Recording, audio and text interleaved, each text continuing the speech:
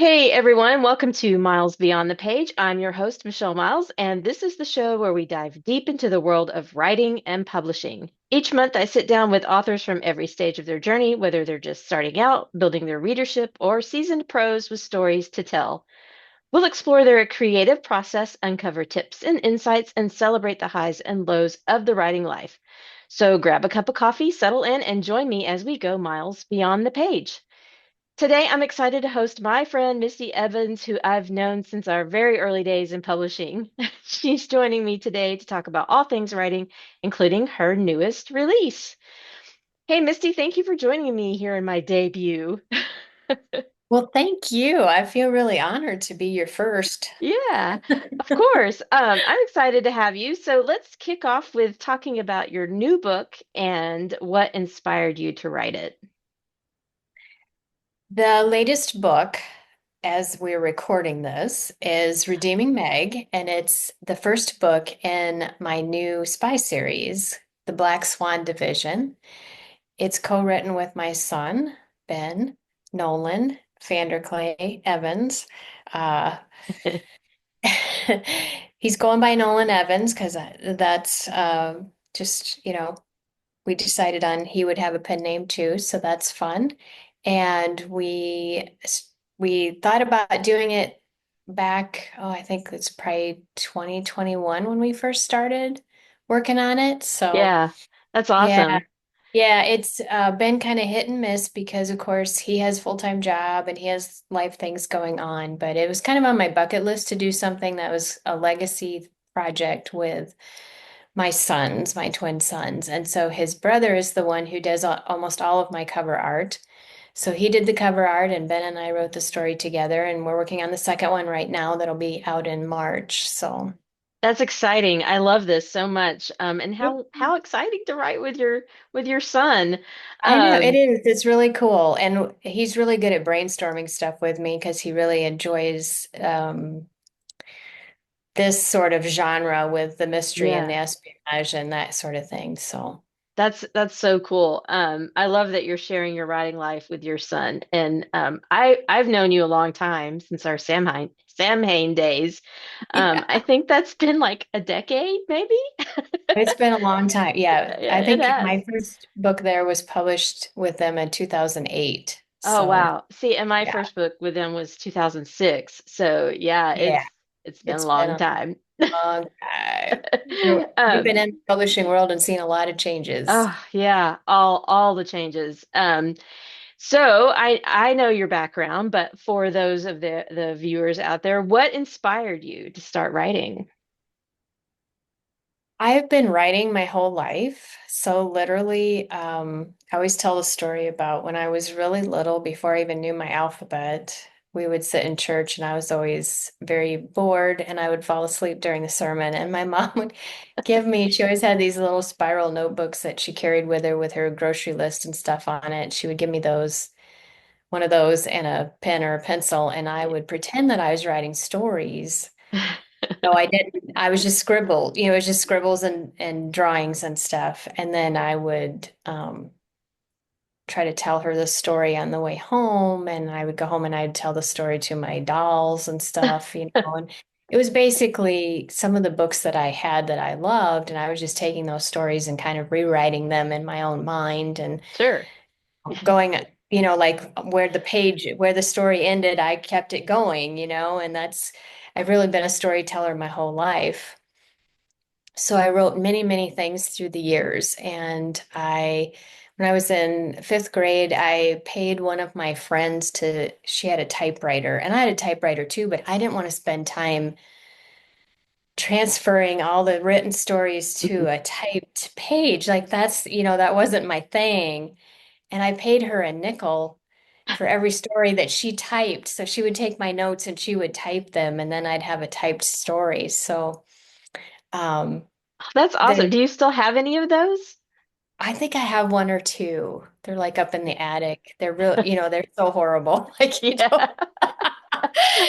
I was in a creative writing program for a while, and I mean English and story like composition. It all came really easy to me. I clept out of the first two freshman English classes and stuff like that, and I wanted to be a literature teacher. And my dad was like, no way, you have to do something you're going to make money at. You're not going to go teach English, like that just wasn't, for him, that wasn't a good plan. Mm-hmm. So I got a business degree and spent 10 years in the business world, Whoa. marketing, and yeah. And every time I would get a new job and they'd find out I could write, then I would get put in charge of doing all the marketing, all the ad copy, the newsletters for the employees, newsletters for the clients or customers, whatever we had, interviewing people, all of that. Mm-hmm. And on the side, I was always writing stories, or at least starting them. A lot of them I never finished. Yeah. Then my boys were born, and I did some writing for a very small magazine that was very home and family oriented. And I would write Mm-hmm. stories for the boys and got some of those published. And then 9/11 came along. Mm.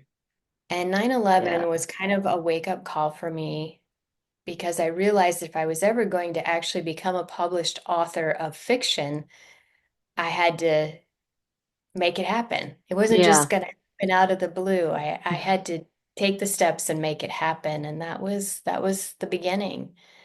So, Yeah. I think we all have some sort of event like that that's a catalyst in our life that makes us go, I got to do this, or I'm running yeah, out of time, or I feel the same way. Um, yeah. and I know you write, I know the genres you write. You write in urban fantasy and romantic suspense and cozies. But how did you decide on those genres, or did it find you? Initially with 9/11, after that happened, I was like glued to CNN for, 24 Hmm. hours a day for a while. Hmm. And I really at that time didn't know that much about the spy world or terrorists or anything like that. So as I was watching all of that, I got really interested in it and I started reading both fiction and nonfiction. And I had written a couple of small town mystery type stories. And I was kind of going after some agents. I was attending some workshops and going up to the U of Wisconsin and Madison and attending their writing conferences. And at that point, it was like, I think I'm going to write a spy novel. Just kind of was like, I'm kind of, so immersed in this world right now, and Yeah. it's fascinating to me. So that's how I started writing romantic suspense. And while I was shopping around trying to find an agent and then trying to find an editor, I mean, I was a total like, I love paranormal stuff. So I Hmm. love Buffy the Vampire Slayer and I loved the first Charmed, the original Charmed, and I watched all that kind of stuff all the time. So I started my Witches Anonymous series and I was doing it just posting it like a serialized story on my website because I didn't have anything at that time to sell Yeah. yet. And I was trying to still, I knew I needed to get a newsletter started and I needed to started, getting some people interested in my writing.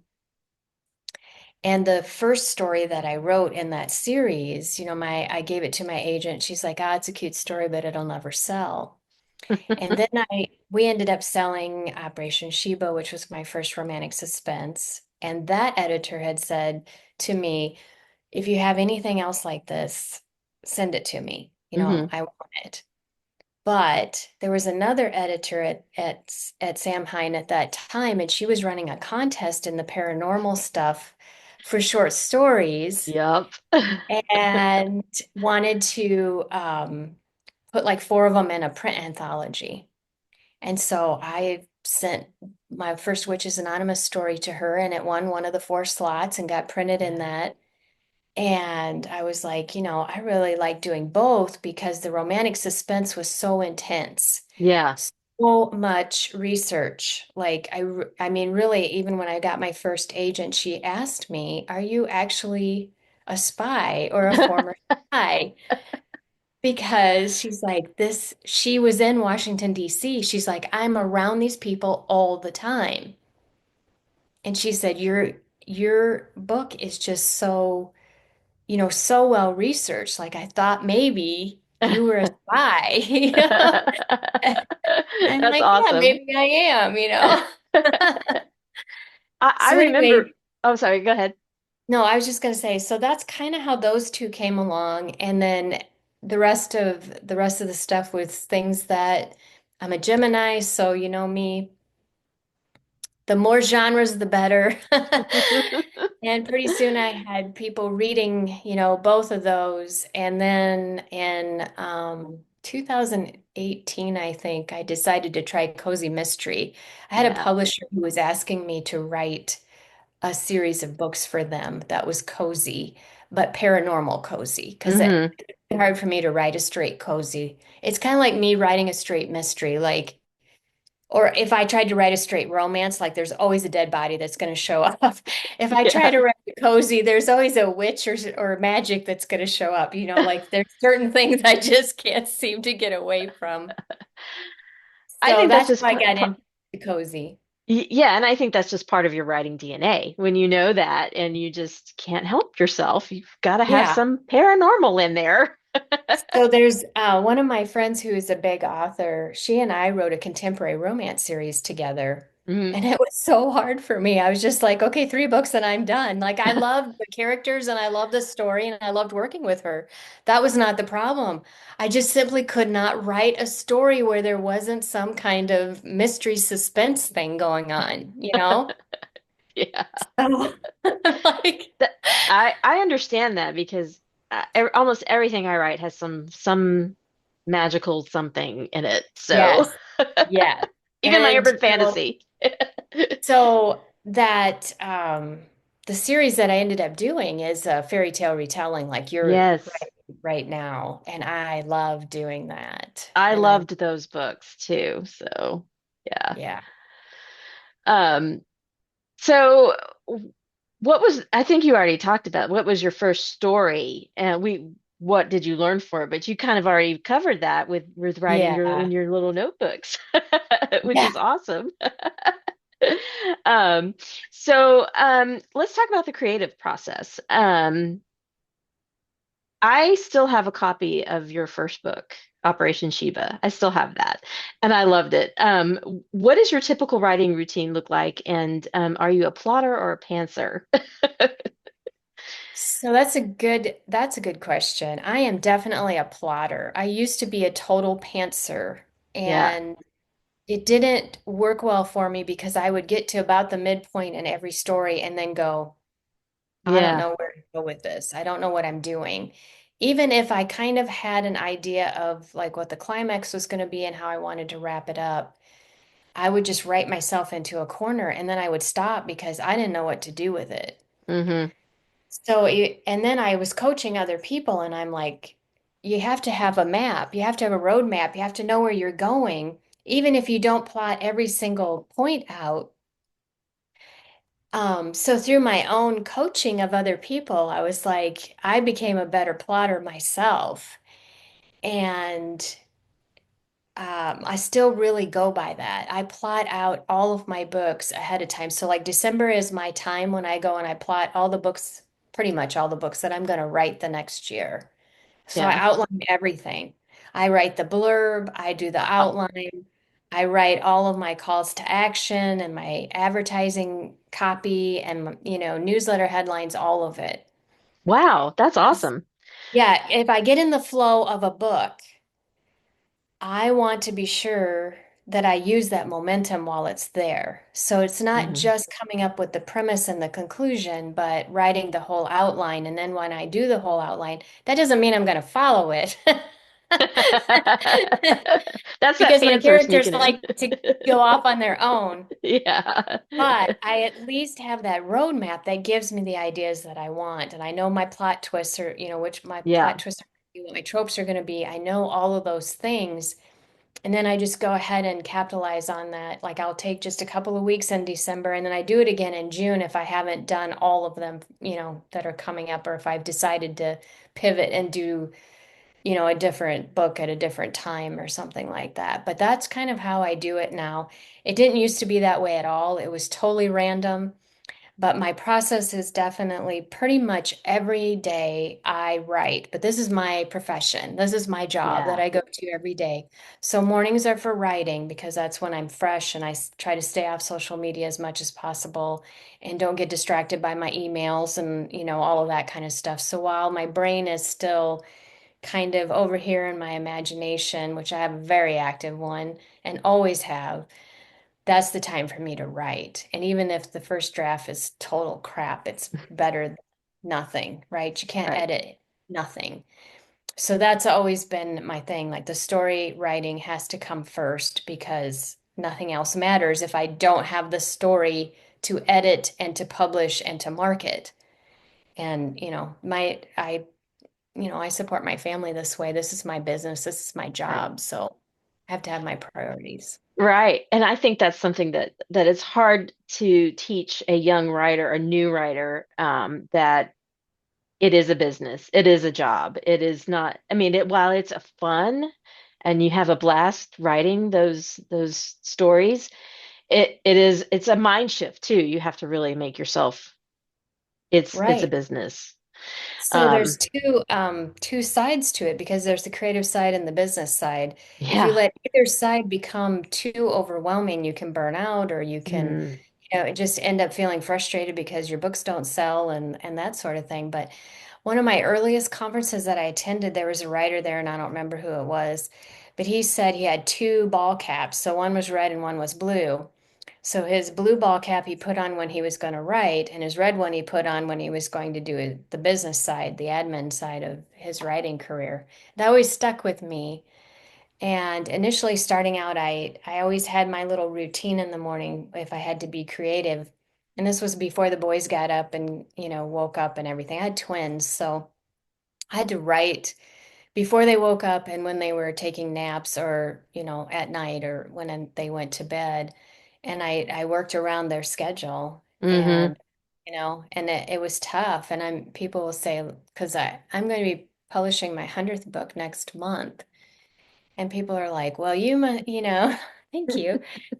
Well, you must have had an easy life, or they must be really short stories, or you used a ghostwriter. It's like none of that. None of that. I worked around twins. I had a back issue that left me debilitated for a couple of years. I worked around that. We moved multiple times. Yeah. Had to work through taking care of my aging parents, and then, they both passed, and like there was always something going on that I worked around, but I have that kind of drive for storytelling and doing this as my job. And I think it's fine if you don't. Like it's Yeah. not meant to be for everybody, but this is Right. how I do it. This is what works for me. Yeah, I totally agree with you. I think I have a day job, but and I think part of that is learning how to write around the day job too. So, and Right. it's hard. It's not an easy It thing, is. It but is very hard. And there were times like when I had two different agents during this time period. I've had four publishers. And there were times when the agents would come back and they'd be like, I want this and I need it right now. Or even once I had a publisher and the editor would be like, it would take, 4 or 5 months to look at my submission. And then they'd come back like the week before Christmas and be like, oh, yeah, this is great. But now I need all of these changes made and I need it back on Christmas Eve or something. And, you know, here I am with two young kids and I worked a lot during that time. I did substitute teaching, I did grant writing, I did all kinds of things before I actually was making enough income that I didn't have to, work as well. And I'd just be like, what planet are you living on? Because I don't, I maybe some of those writers can do that kind of turnaround or whatever, but I couldn't do it. When indie yeah. publishing came along and I could be totally in control of all of my stuff, I was there. I think that's what I love about it the most is that I'm 100% in control of everything and Yes, I can write on my own schedule. I can release when I want to release. Um, exactly. and it's just it's a really great thing. But I think this is a great testament to if you really want to make it your job, you can find a way to do it. You Um, will.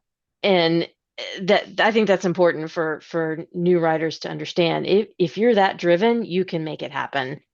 Yes, Um, I agree.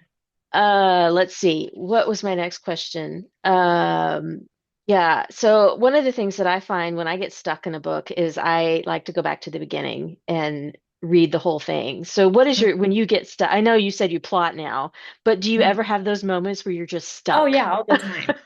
Like I said, my characters, even if I have an outline, my characters will just take off and do something completely unexpected. And I have to, regroup. And there's many times that it helps if I can really just stay with one story and write that consistently for Yeah. 3 to 4 weeks, however long it takes me. But that doesn't always work either. Life intervenes, or, Mm-hmm. like right now, okay, there's a new release. I have coaching clients. I'm working on, getting the 100th book ready for next month's release. Just finished writing the draft of a book, and that's sitting there needing edits. And, there's some scenes in there that I just put in parentheses, fill this in, that I have to write. Something happens here. But that's one of my techniques too, is to go back, just jump back into some of those earlier chapters, Yeah. reread them, think about, and honestly, I talk to my characters all the time. If I'm stuck, I'm looking at a scene right now where in one of the stories that I'm writing, and I was like, I don't really know how this is going to play out. And I'll just imagine that I'm sitting there talking to my characters, and I will say, like, what do you want to happen? Like, you got us here, so now you help me figure it out. That's right. Um, But many times it's really just fingers on the keyboard. You just yeah. have to sit down and start writing. Even if you don't know what you're going to write, you just have to sit down and write something. And before you know it, it'll Yep. start I again. do. That's so funny because I do the exact same thing. I don't know where I'm going yet, but I'll figure it out. Yep. And then I Um, oftentimes have told myself, like, you've done it before, you can do it yeah. again. Like Yeah. even when it seems kind of, frustrating and overwhelming, and that's what I remind myself of. Got to give yourself that pep talk. Mhm. Yeah, it'll come. You just have to sit down and make that commitment to do it. Right. Exactly. So, shifting gears a little bit, let's talk about some publishing insights. Can you share? I think you've talked about this too. We talked about your journey to publication. But Sorry, I totally went off script just like my yeah, character. it's so fine. That's fine. It's hey, we're flexible here. Um, so I've been watching your career for since that first book. I remember when Witches Anonymous came out. I remember when Operation Shiva came out, and I'm really excited for you for your 100th novel. I can't believe it. It's so awesome. I Yeah. aspire to write that many. Oh, good. I hope that I inspire people and not, make them feel like, that's a weird, Yeah, unachievable thing, or there's any pressure there, because everybody's different. right. And, I managed to figure a lot of things out along the way that helped. And I've had a Hmm. very supportive husband, a very supportive, sons, very supportive friends. I mean, you and so many of the others that I met initially, like I always said, I wondered if, I was just supposed to get into this just to meet some of you guys, because you become such important, people in my life. So, Yeah, I think there's something to be said for having that support group too. yeah. Even if, we don't talk every day, but you're always there. Yeah, I So, am. Yeah, and you too. Like we yeah, had a little conversation earlier about a you're right. frustration of mine. Exactly. So, I know you probably talked about this a little bit too, but how do you handle, here's a good one. How do you handle that feedback from your peers, from readers, from anybody else, editors or anyone? And how do you feel about that? What does that editing process look like for you when you get that feedback? Well, I used to really soak up a lot of feedback because I really felt like I didn't know what I was doing. I had imposter syndrome really bad when I first Hmm. started. And I was lucky because I really did kind of luck into having some really good editors when I first started out. I had a good editor at Samhain. I had I ended up with kind of a gal who had been an editor at multiple big houses that I hired to help me early on, and she taught me a lot about tropes and the genres and stuff like that that I had no idea about. I mean, I really lucked out when I was, in those early years, getting some really good editors, and I sucked all of that information in. There was some of it I didn't agree with, but I still kind of bookmarked it Yeah. because I knew that it was helping me grow as a writer, and that's what I really wanted. There's definitely been times when I've hooked up with, like in those early years, I hooked up with the wrong critique partners, or, you know, there's something to be said by wherever stage you're at in your career, you need somebody who's at least at that stage or farther along than you are before you Yeah. start taking their feedback. And most of the time, if people take time, like my readers, if they take time to send me a note and say, I loved this book or whatever, I keep all of those emails and I reread them if I need to. There's always going to be one or two people who, or more who don't like something that I write. And again, I write in multiple genres. I write, I have two pen names, like I write across the board. I'm not going to make Right. everybody happy all the time, and I totally accept that. If something really resonates with me, then I will go back and look and I'll think, huh, okay, maybe I do need to change something here. And I do like getting, if I feel like it's really good feedback that's going to help me make my next book stronger, whatever it is, like I'm always pretty open to it. So, Yeah. Yeah. That's and good. the other stuff, I always know with the other stuff, it's like this, thank you very much. Bless your heart. Here, there, Right. we're all lucky that there are so many great writers out there and so many different kinds of Yeah. books, so if my Yep. brand isn't your style, there's plenty of other great writers out there that you can pick from. So, That's exactly right. Yeah. So I know we've talked about the readers a little bit, but and you've touched on marketing. Um, but what is part of the business of writing is marketing and building that reader base. And so what strategies have you found to be most effective for reaching new readers? And I know that is so hard right now, trying to find those new readers. I think it always is. And I think for me, it's really a combination of things that I've done all along. So, my newsletter is really one of the most important things that I do. I try to reach people Yeah. that way. I try to build a real connection with my readers and especially my top fans. I want them to know how much I appreciate them, how much I love hearing from them. I Yeah. encourage that. I want that relationship with them.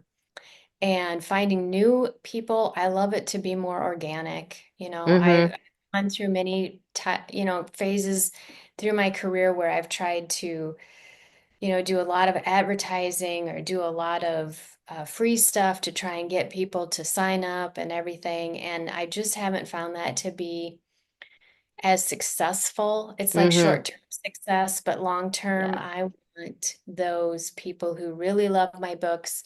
I want to make a connection with them. And I find those in odd ways. Sometimes it is having a free book on Amazon and somebody stumbles across it and then they'll go read all my series and they'll send me an email and say, I never heard of you before until I found that free book. Yeah. Sometimes it's a book funnel, Yeah. newsletter or something like that. Sometimes it's because they read this other author and I go do a Facebook takeover or an interview like this, and they'll be like, oh, I'm going to go check her out. There's so many opportunities out there, and it can be really overwhelming if you're starting out and you don't know what's really working for you. But, Yeah. I'm always kind of like, even right now, I've been really shifting. My social media is shifting and my priorities are shifting as far as it's a new age. It's a new age. And I It think that is. there's plenty of opportunities out there, but we can, certainly get lost in the overwhelm of everything that's going on. Yeah, it's a lot. It's a lot of noise, I and think it's I just wanted to say, like, as an author, you have to know your strengths and you have yeah, to pick your battles. So pick your social media that works for you and nail it. Nail it right. all the time. Pick your tropes and nail them all the time. Pick what works for you as far as sending out your newsletter, too much, not enough, whatever. Yeah.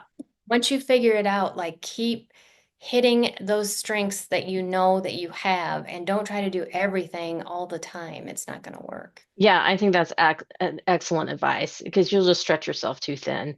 And Yeah. unfortunately, we're running out of time. So Yeah, it's okay. this has been great, though. Yeah, I really enjoyed talking to you, as I always do. yeah. So what I'd like to do is just I'm going to post your social media links below, so Thank you. people can find your books and they can find you. They can sign up for your newsletter. But you have an online store, so tell us about that really quick. Yes, on my website you can buy direct from me. You can save money. Pretty much everything I have on there is less than it is at retailers, and that helps keep me and going and keeps me in coffee. And so, I direct. Yay! Yeah, yes, Thank you. yay. Oh, well, this has been great. Thanks, Misty, for joining me and joining my new Mouse Beyond the Page. It's been a Yes, really and incredible journey for both of us. it really has. I'm so glad that we became friends, and I wish you the best of luck with your YouTube channel and Thank everything. you. Great. I'm excited for you. All right. Well, we will wrap this up now. And don't forget to subscribe to Misty's newsletter. Check out her books on her page. And if you're around, please be sure if you enjoyed today's episode, I can't talk. Don't forget to give it a thumbs up, leave a comment, and share your favorite part of the conversation. Make sure you subscribe to the channel and hit that notification bell so you never miss an episode. So we'll see you next time.